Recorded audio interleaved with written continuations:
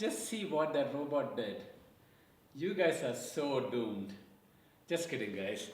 I'm here to talk about my senior year and some of the experiences I had. Congratulations, you graduated, and that's awesome. I remember my senior year and... Hi. Day of graduation, June 20th, 1974. Look, your senior year in high school, I think, is one of the, you know, it's one of the greatest years of your life that you can never forget. There's a ton of emotions that go on, you know, when you graduate. There's definitely an excitement emotion. You know, the memories I have of graduating, I was graduating in a huge class, 500 to 600 kids. We were out on a football field, and all the audience was up in the bleachers. Class of 2019 knows that it is an exciting time, but also be ready for these other emotions of leaving from your family and your support group and your friends. I was excited. I was a bit sad because it was high school was coming to an end. I just remember I was always studying all the time. I was buried under a load of work. And the worst part is I really loved it. I really enjoyed it. It was like the best thing. Healthy anxiety towards your exams and being successful in those exams because they represent a gateway to your future path, be it university or onto a gap year. To perform, to go to university because we needed to have a certain grade to do particular subjects or particular courses. I would encourage you guys to really reflect on your senior year because this is probably the last time in your life where you'll be free of a lot of obligations, in spite of what you might think about the extended essay, or IB or anything like that. I guess it was definitely relief. It was sort of like, wow, that's over. You know, I'm now going to be a university student. I'd already been accepted into a course. At the same time, you know, maybe a little bit of sadness because you're saying goodbye to all the wonderful friends that you have and also your parents. You know, you're moving on to a new stage in life. So of freedom because I passed my driver's license on the first day of my senior year. And one of the best things about it was just hanging out with friends and building those relationships and making the most of all the time. So I know you guys have done that. And okay, we don't actually have a graduation, so I think you're really lucky to have this big event that kind of marks the end of your high school career.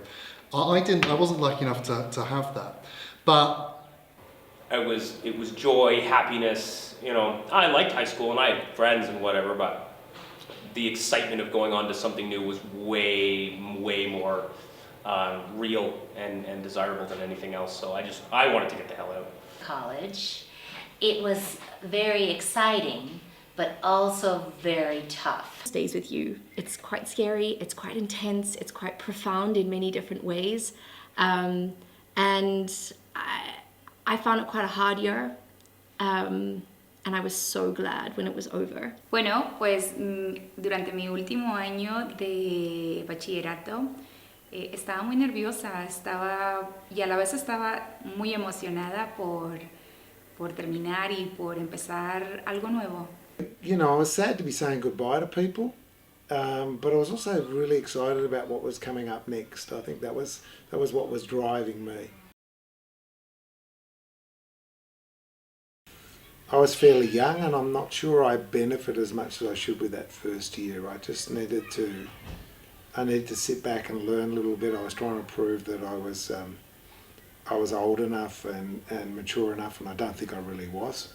So probably it was a really big learning curve for me, but it took a long while for me to understand that I just needed to chill out a bit and be myself, rather than being somebody important. Seniors. I'm not going to say much because you're probably sick of hearing me nag you all year, but there are 3 things. 1, learn the definition of deadline and actually act on it. 2, go out there, enjoy yourself and have a great time. And 3, work hard, do your very best. You can do it. Bye. So I guess my biggest piece of advice would be just to be sure when the going's good at the beginning, before those first midterms come along, that you're really diligent about setting a work schedule for yourself and making sure that you are staying up to date and doing the little bit extra piece by piece in that first semester. Because really, if you can get through that first semester past Christmas, you're set. Joining the clubs or the groups or the activities and just really making the most of it, not just socially, but in terms of activities and friendships and travel that life at university or college can offer. Don't be afraid to recognize when you're feeling vulnerable and then ask for help, whether that's calling your parents or calling your best friend or calling an older sibling, or even taking advantages of the resources of where you are. So if you are in college or university, taking advantage of the counseling center, if you're doing a gap year, talking to your program coordinator, if you're working in a job, talking to your boss. But I'd also say be bold and try to do something unique and take some risks. You'll find your way. It's going to be an exciting time. And sometimes you have to remember that if you're not struggling a bit, you're not learning. So I urge you to think bold about what you want to, where you want to go and what you want. I would say to be open-minded and open-eyed about a lot of things. Take in as many experiences as you can, whether you're on your gap year or your freshman year in university. If you're at university, look at the concerts and the plays and the one-act plays and everything else that's being performed. If you're on your gap year, take advantage of all of the other travel opportunities. Do something that's meaningful to you. Lead as much of a meaningful life, a life worth living. That's the best thing you can do. Because Would be to have a think about what you most want to do. Take a gap year if it works, go to college if it works, but enjoy the time. Don't wish your life away and think, oh, I just want to make money, or I just want to be in a job, or I just want to be grown up.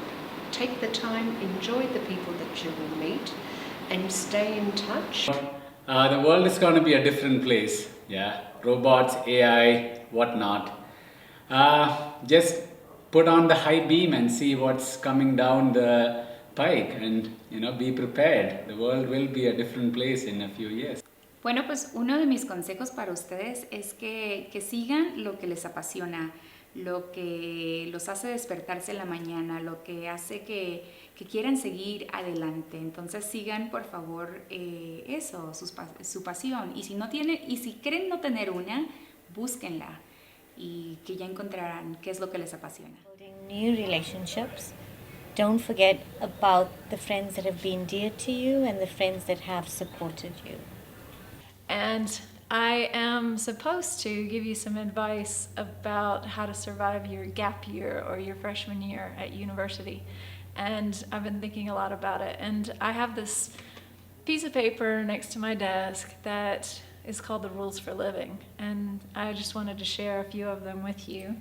And if you want the whole copy, feel free to ask me. But some of the ones that are just basics are going to sound very momish, like drink your water, floss your teeth, and call your parents. Definitely do that, Cohen. And get outside, stuff like that. It's really important to remember. Open to everything. Look for opportunities.